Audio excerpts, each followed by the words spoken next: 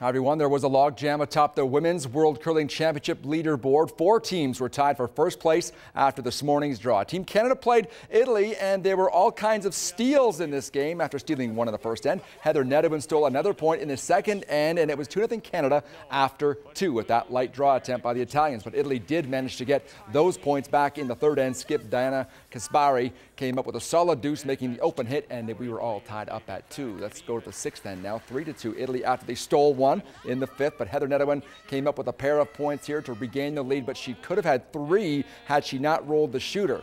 It was 4-3 now to the 10th end, tied at 5. Italy with the hammer, but as we know from this game, that meant little. But the Italians pulled it off, making a double takeout and shocking the first place Canadians by a score of 6-5, updating the standings now after 15 draws. Sweden, Canada, Switzerland, and Korea all tied with 7-3 records. After a disastrous 0-4 start, United States curling fans were likely sure their chances of a world curling title were long gone and forgotten. But Canadian-born skip Alison Pottinger has authored an incredible turnaround, putting the U.S. back in contention. Daryl Rummel reports.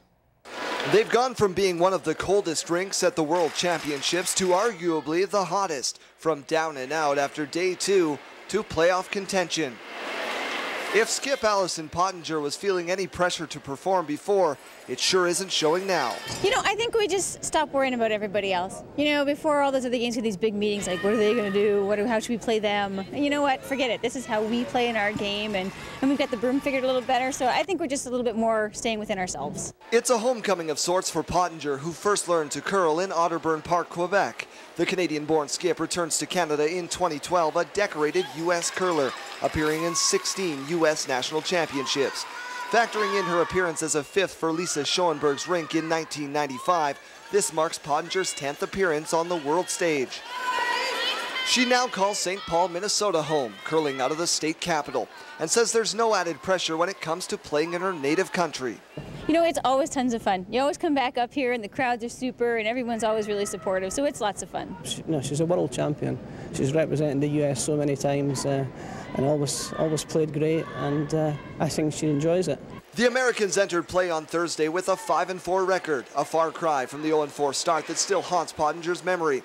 Now they're in the hunt once again and hoping to continue to ride the momentum they've built. We know each game's really important, and we've really worked really hard on staying focused on process, right? So all that matters now is the first end of the next game. We cannot afford to get ahead of ourselves. Pottinger was a part of the first ever U.S. team to win gold at the World Championships, defeating Colleen Jones in Winnipeg in 2003, but she's failed to have much success in recent years, and she'd like nothing more than to change that in her native Canada.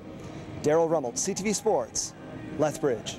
Thank you, Daryl. The U.S. is back in action tonight, taking on Denmark, and they do need a win to try and make the playoffs. Canada will face Eve Muirhead and Scotland at 7 o'clock on TSN.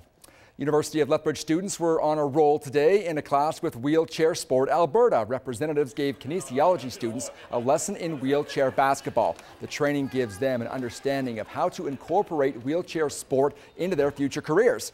Trainers say playing basketball in a wheelchair can level the playing field for people of all abilities. It gives an opportunity for some people that may think that there's no place for them in sport, and it's a lot of fun.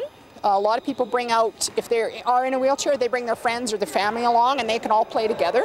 It was very challenging. The whole stopping and turning were quite an experience. It's way easier just to stop on a foot than you have to grab the ball and grab the wheel at the same time. I've played wheelchair hockey, and it's very difficult. This is the first time the university has incorporated wheelchair sport into their classes. Cool.